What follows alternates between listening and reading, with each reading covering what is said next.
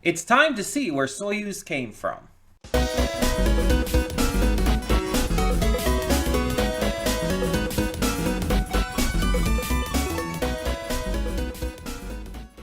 Hey everyone, welcome to Princess of Gay. I'm your host Connie, and don't judge me for wearing multiple layers. It is cold out, and honestly, it's been affecting me.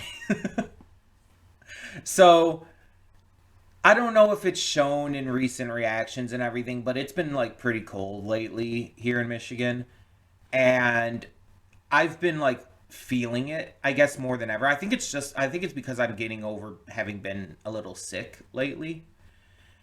And I feel like I'm feeling the cold in my bones more because of that.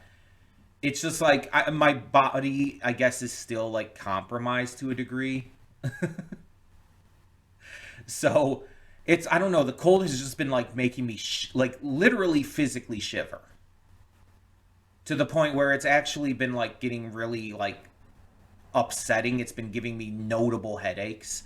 And so it's like, you know what? Today I'm just going to wear multiple layers. I'm wearing my hoodie along with a shirt underneath. But we have a big episode today because it seems like the crew is heading towards arrival at Treasure Island. And this is Soyuz's home, but it's also the remnants of the original astronauts. Meaning that the people of this island and the people of Ishigami Village are very like offhand descendants of the same people. Obviously there's no like actual blood relation to them anymore, like not like close enough to matter in any kind of way, but it's definitely the kind of situation where, yeah, they all descended from the same people. It's kind of like, you know how people, when they talk about the entire biblical story of Adam and Eve and all people descended from them, there's people who like bring up the thing, oh, doesn't that mean that like everything is incest? And it's like, no, because it's so far removed from that at this point that like there's not enough biological like similarities for it to be considered incest. But then people will always also bring up, oh, but then that means it was incest at one point. It's like, I guess technically, like, I guess it had to be, yeah, because there was Adam and Eve and then there was their children, and it's like there was no one else originally, so yes. And like you could complain about that all you want. That's not even the point. The point is, it's kind of that same vibe here.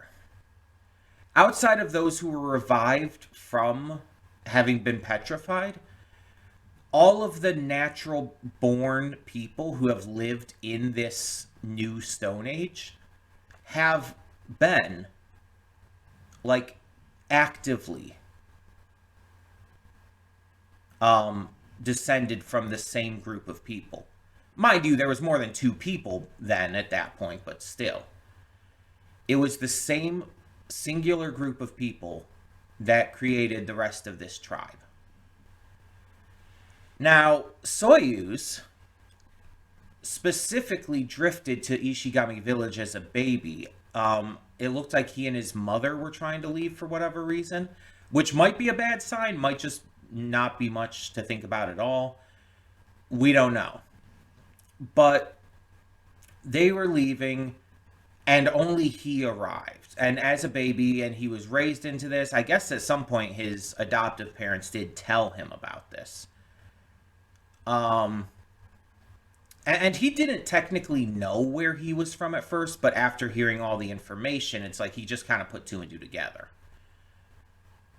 But I'm very curious to like learn more about him and to see like how this all like kind of connects to that. Because again, he doesn't know anything about this island. He never lived there outside of when he was a baby. So he has no knowledge of how it works, how things are there. He has basically no real connection to the island. or its people or its leadership or anything. By all accounts, he is an outsider. And I don't think him telling them is going to change much in that regard. So I don't know, like, what the plan might end up being if they come across, if our crew comes across these islanders. And we don't even know exactly how advanced they are comparatively either. We just don't know. There's a lot of questions that go into this, and I feel like we just have to watch to get our answers. So let's check this episode out and see what we have in store. Hold up just a sec. Before you click that link down in the description below to get to today's video, I want to remind you of all the awesome content we have both on this channel and the Princess of Gaming channel. Let's check it out.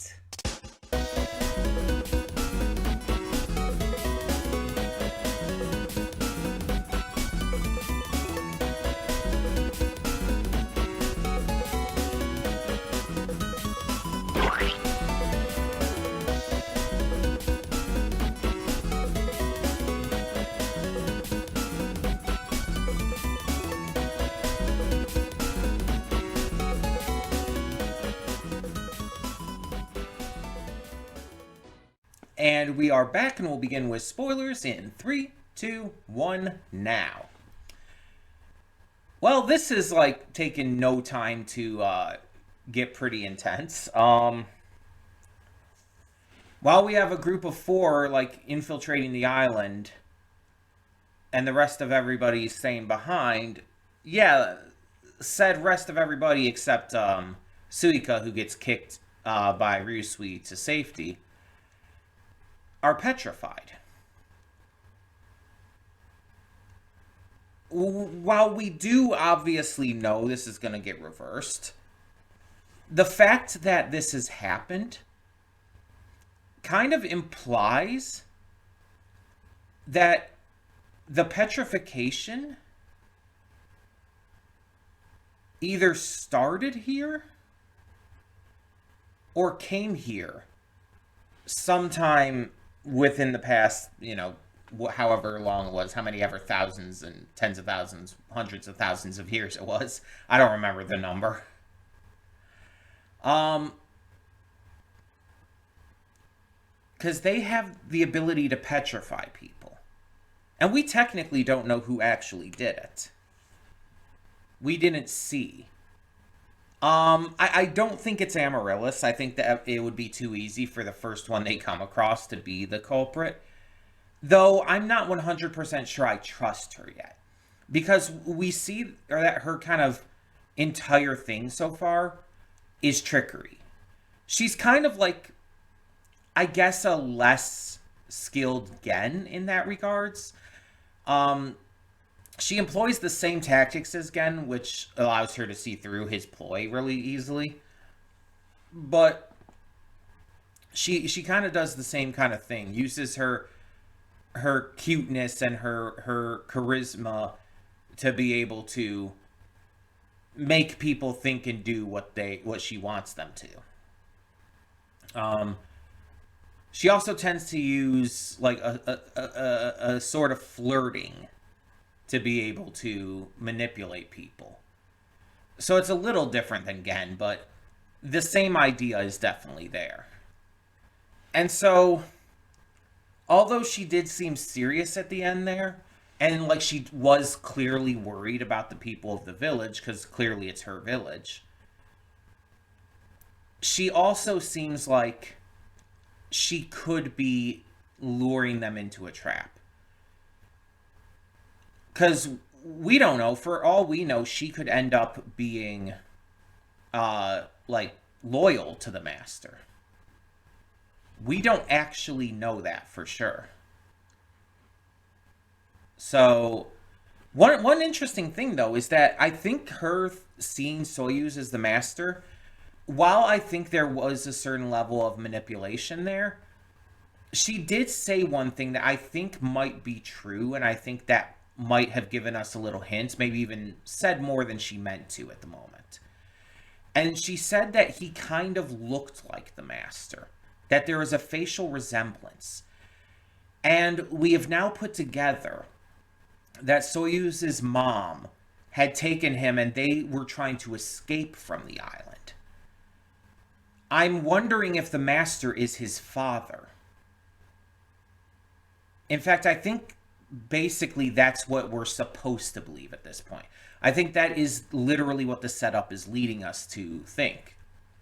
Now, whether or not that's actually true is another story, but that is what we are being led to think right now. That Soyuz is the son of this master, and that's why they have a similar face. And that's really fascinating, because that's going to, like, bring an interesting dynamic once we meet this master. But we see that at least this village, and probably other villages, based on the number of statues that are in the water, have tried to rebel against the master. And the master is the one who has the power of the petrification. I'm pretty certain on that. Him and his most loyal advisors, I'm sure. And so that's why all the statues in the water, they're villagers who have rebelled, who have turned against him. And so this current insurrection, these people, trying to fight for Amaryllis' sake, let's be honest, partially because they want to marry her themselves rather than let her join the master's harem, which apparently is a thing that he has. Which is not actually that weird. It's weird that they call it a harem, because that means that the astronauts passed down that word, right? That means that that word specifically was passed down. And that's a Japanese word too. And the only Japanese person on the crew, the shuttle crew, was Senku's father, right? So he was the one who would have had to pass it down. Though he was also a bit of a doof, so I could see him doing that. But it's like, what the fuck? Because the thing is, quote-unquote harems are not like a new concept by any means. Like kings and stuff, like in like the BC times and everything, had technically what we would call harems. They had multiple wives, concubines, sometimes hundreds of them. Just because they could. It was literally a power play. And so it's not a new concept. It's just a specifically more new term that was given to it. And to my knowledge is mostly just used in terms of media. In terms of like manga and anime and games and whatnot. So it's wild that we're directly calling it that here. Suika stowing on the ship makes sense. Like, we didn't see her at the sending off ceremony. That is correct. But it is interesting that she's now loose on the island herself. And I think she's going to be a massive, like, help for them. For the rest of our team who are still on the island, as well as possibly Amaryllis if she is good. Suika's gonna come in clutch. I definitely think they're leading up to that, but I don't know how. Also, thinking about it, if the master has this petrification beam, does he also have a way to reverse it? Because if he has a way to reverse it as well, then that's like, that changes like literally everything.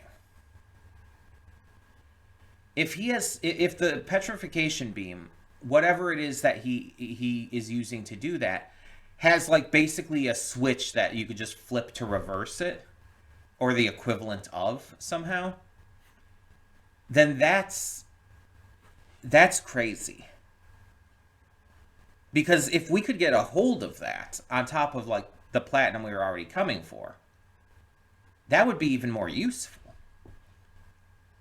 Granted, the petrification aspect of that might not be great, but though to be fair, they were trying to get the secret to petrification because they want to petrify Tsubasa or Tsukasa.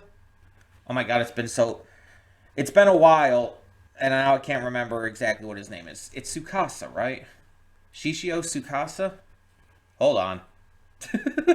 Google, help me out. Shishio Tsukasa with a K. I was right the first time. Tsukasa, their plan for him, he's like cryogenically frozen right now, but their actual plan is to unfreeze him and petrify him and use the unpetrification process to heal him.